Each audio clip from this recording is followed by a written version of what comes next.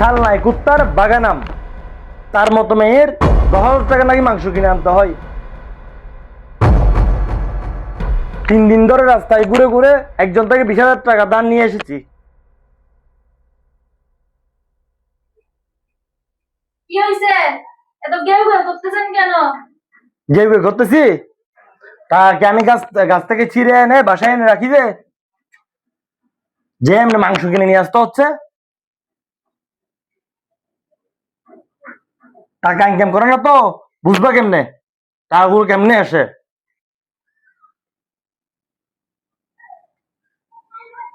আটা না বেগুনের কেজি হলে 1 মনে কত টাকা হয় তুমি কেমনে জানবা? তুমি কি ইনকাম করো?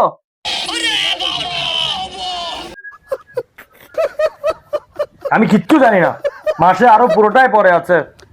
আজকে থেকে বাজার তুমি করিও, আমি আর করতে পারবো না বাজার, আমার আর টাকা নাই।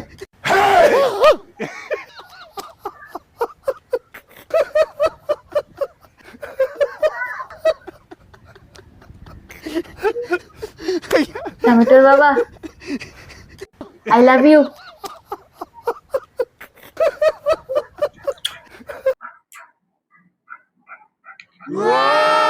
সত্যি বলতেছ? হ্যাঁ, আজকে গিয়ে তাহলে তুমি আরো 5,000 টাকা শপিং করে আসবা। এখন বলছেন না টাকা নাই, সুদ করে আনছেন। দরকার হলে আরো 5,000 টাকা সুদ করে নিয়ে আসবো। মাঝে মধ্যে তুমি আমাকে এরকম যদি আই লাভ ইউ বলো, তোমার জন্য আমি ধ্বংস হয়ে যেতে রাজি আছি। তাহলে 5,000 টাকা কেন আনতেছো? 10,000 টাকা নিয়ে আসো। দুষ্টু।